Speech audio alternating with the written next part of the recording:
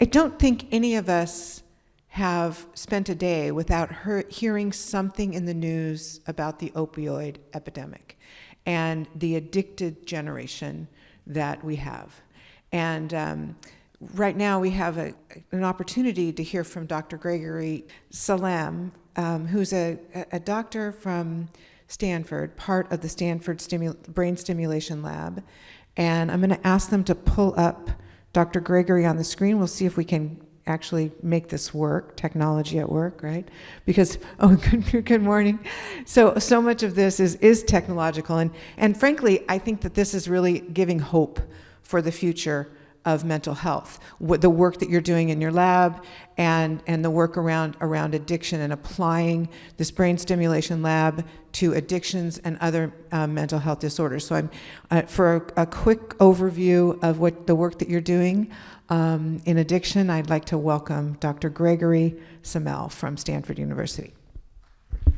Well, thanks so much, and it's a real pleasure to be here, and I'm so grateful to have the opportunity to speak with you. I'm also super grateful to have just seen that really very nice talk by Dr. K. So it's definitely a twofer right there in terms of that being a win. Well, good, and I imagine that was Susan, although Susan, we haven't met in person yet. But Susan and I talked about just doing a very quick overview, kind of framework talk about addiction. I'm just very grateful to have that opportunity. I won't really go through too much of the ongoing work we have, although I'm very happy to chat in the future about that. But I do want to just talk about addiction in general, what actually an addiction is and the kind of impact, and then a neuroscience framework for it.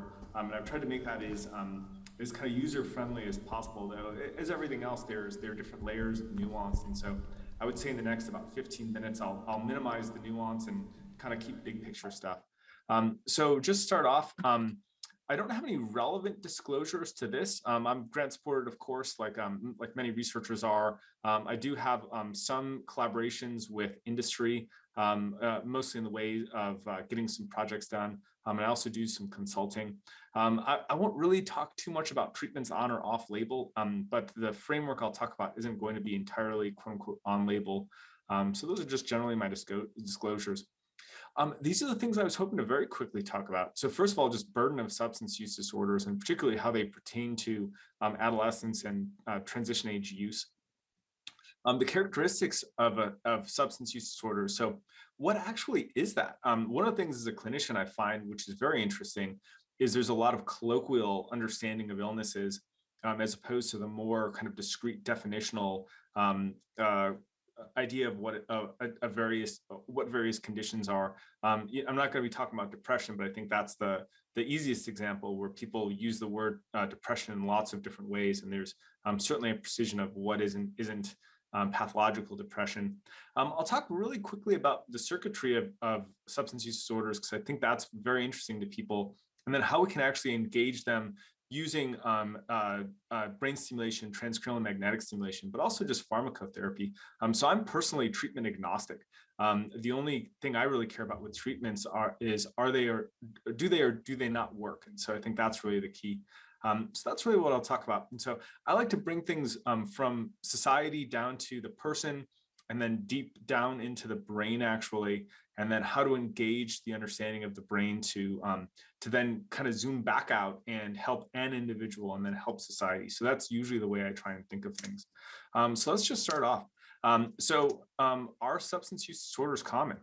Oh my gosh, they sure are. Take a look at this. So every year there is a big survey, national representative survey that just looks in America and says, how prevalent are substance use disorders?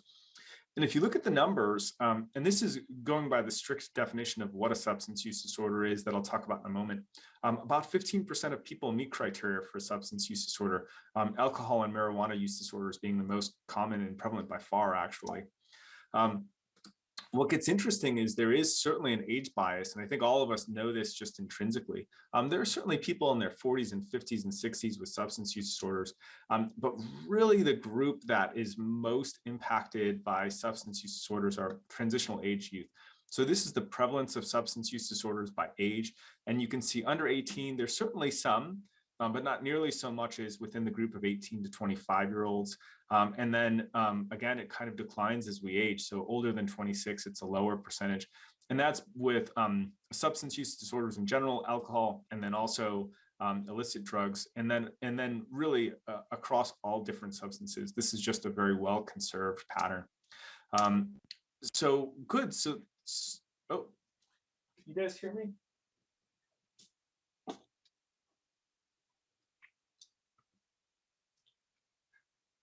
I'm so sorry about that. It just switched over to my ear pods. I'm not sure why that happened. Can you guys still hear me? Can everyone hear me? Well, I'm hoping you can hear me. Obviously, just message me if you can't. So that's kind of generally the prevalence of illnesses. That's so they're very, very common in the U.S. and other countries, but especially in the U.S. Zooming further back, so our substance use disorders common? Yes, they're most common in 18 to 24-year-olds and so on and so forth. Doesn't matter. Why do we care so much about that? These next few slides, I think, are the slides that motivate me the most in my work. And that's really just looking at the impact of different illnesses. So there's also a big study that goes on a yearly basis. It's called the Global Burden of Disease Study. And it's not just a US study, it's a worldwide study. And it looks at all the different conditions and things in life that cause suffering.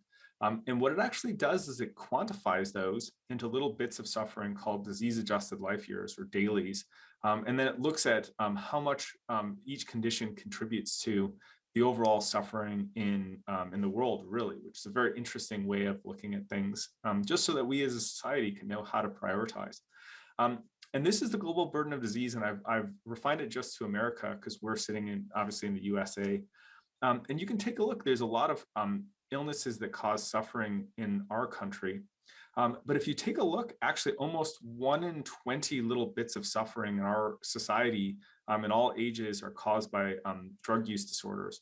And even more when you can include alcohol use disorder. That's drugs and alcohol are really kind of an artificial split. They're really very similar. And interestingly, this doesn't actually account for downstream effects. So for instance, this counts for the impact of using drugs or alcohol, but not the liver cirrhosis that comes from alcohol use disorder or the car crash that comes from driving while intoxicated. So these are just remarkably impactful conditions in America. And then if you zoom into actually the kind of start of life age, 15 to 49, you can see it's a far further outsourced impact on society. And between drugs and alcohol, just direct impact, it's almost 20% of the daily. So almost 1 in 5 bits of suffering in our country are related to drugs or alcohol. So just massively, massively impactful. You can see, I won't belabor this point, but drug use disorders are the #2 condition that cause disability and death. And then if you take a look at the behavioral things that cause death and disability in our country, the three of the top 10, three of the top 10 are smoking, tobacco use disorder, still very, very common and impactful, alcohol use, and drug use. So these are just really, really very important conditions. So that's the burden of substance use disorder. Let's kind of dig in and say, well, what is a substance use disorder actually? And I think this is an important distinction that clinicians make that maybe the general public doesn't quite understand, that a substance user is not necessarily a substance abuser or substance use disorder. And I think I'll give an example that many of us, I'm sure, can relate to. So we're in California. And there's very good wine in California, and I will have a couple glasses of wine a week, usually 1 or 2. And so I'm an alcohol user, right? I think that's definitionally true. But my level of use doesn't cause any problems in my life, and so certainly I don't have an alcohol use disorder. But then some people certainly do. Some people use alcohol and it has a massive negative impact on their life, and so that's really the distinction between an alcohol user and alcohol use disorder, or a substance user and a substance use disorder. Same thing with marijuana and cigarettes, and even some of the quote unquote more hard drugs like opioids or cocaine or whatever. So some people just use those here and again, doesn't seem to really impact their life all that negatively. But someone who's displays these behaviors, it does impact their life, and they're considered to have a substance use disorder. it sits into 4 broad categories. So impaired control. Are people able to control their use or not? And so folks with substance use disorders tend not to. Social impairment. So does it actually impact their quality of life? Can they go to work? Can they maintain relationships?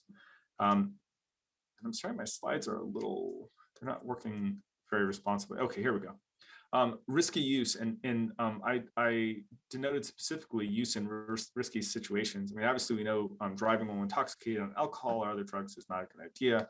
And so people, when they're doing that, denotes more severe illness typically. Use despite health consequences, people with liver cirrhosis that continue to drink. And then pharmacologic alterations, tolerance and withdrawal. And so a substance use disorder is actually a spectral illness that denotes having some of these categorical problems. And so we generally think of a mild substance use disorder as having 3 of these, a moderate substance use disorder having 4 or 5, and a severe substance use having 6 of them. So again, it's just this very categorical binary, do they or do they not display these behaviors?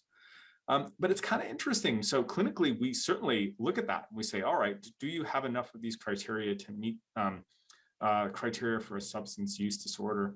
But really, it's a dimensional situation, right? So craving is one of the criteria for a lack of control for a substance. And some people crave a little bit, and some people crave a lot. And from that standpoint of, does someone have an illness or not? We would say, yes, they check that box.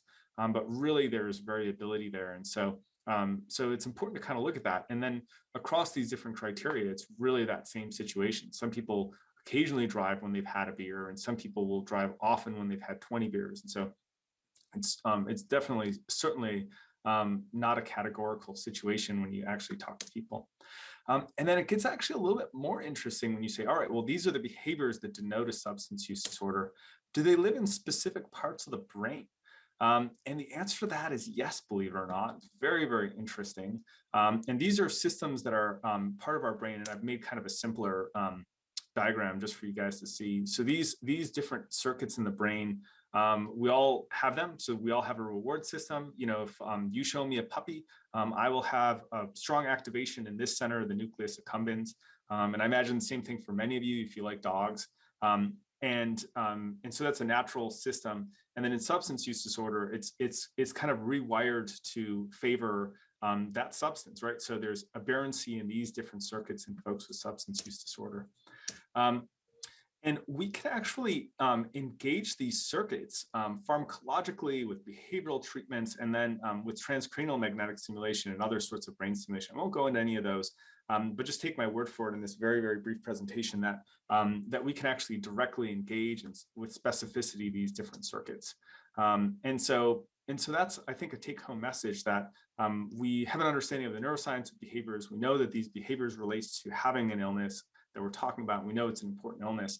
I'm not going to spend very much time on this just to catch us back up, but I can show you just quickly that the systems do relate very specifically to different symptoms that are displayed. I'll go through this quick example because I like it very much. This is a diagram by Colleen Hanlon, who's a mentor and just a marvelous researcher and just a fantastic person if you ever meet her. But she has this example and she did this diagram. And basically this denotes the interplay of 2 systems that are very important in addiction. One of them is kind of the reward system, and one of them is the cognitive control system. And again, very specific brain circuits that we can engage in different ways. And so the classic example is, all right, you're out with your friends and you've had 2 beers and dinner, it's getting late, it's like 8 o'clock, 9 o'clock, and one of your friends says, how about one more beer?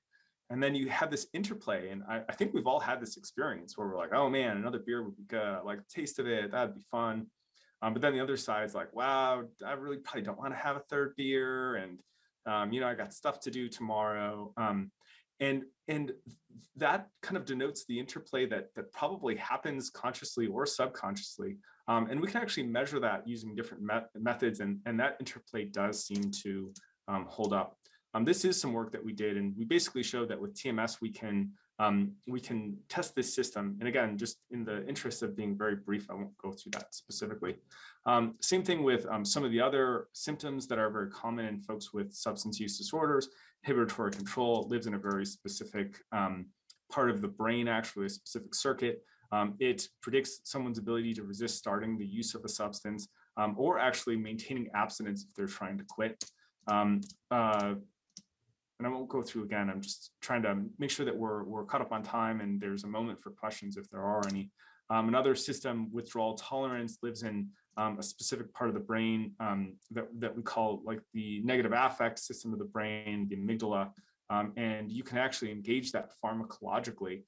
This is a study with folks with opioid use disorder who are actually on heroin replacement therapy, which is something that exists in Europe. And you can show actually that people will have an improvement in negative affect and in this system if they're on replacement therapy relative to when they're not, whether they're in withdrawal. So that's just generally a very, very quick bird's eye view of the neurosystems involved, some of the ways we can engage them with TMS, with pharmacotherapy, with behavioral therapy.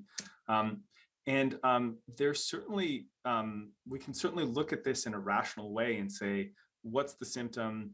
What does it look like in the brain? How do we engage it? And there are some examples where we've done that. So naltrexone is a medication that does work for alcohol use disorder, but it gets very interesting. If you look at the very big studies, it works, but just a little bit, not a huge amount. But you can see that there's individual variabilities in the symptoms. And so there are so-called reward drinkers, so people who drink because it makes them feel good, and relief drinkers, so people who drink to avoid feeling bad. And reward drinkers, the reward system, like I talked about, is directly impacted by naltrexone, where the relief system, like that negative affect, that amygdala, is not so much. And if you do a further sub-analysis, you can see that reward drinkers do better with naltrexone than relief drinkers. And then very interestingly, the system, if it lights up in a specific way, folks are more likely to be responsive to naltrexone than if not. So that's just an example. There's lots of examples that I could give you. I'd be very happy to talk about this. I know the whole point of this symposium is what can we do now? And I wanted to just leave with a little bit of optimism and then a look towards what I'd consider to be the future.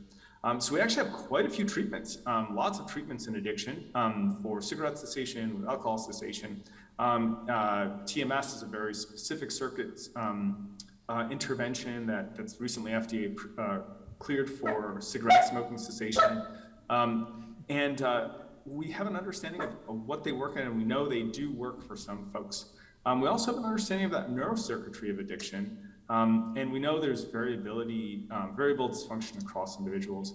And so the way I would kind of think of it is we have our interventions that work now, and we certainly should use them because they do work and they work in a rational way.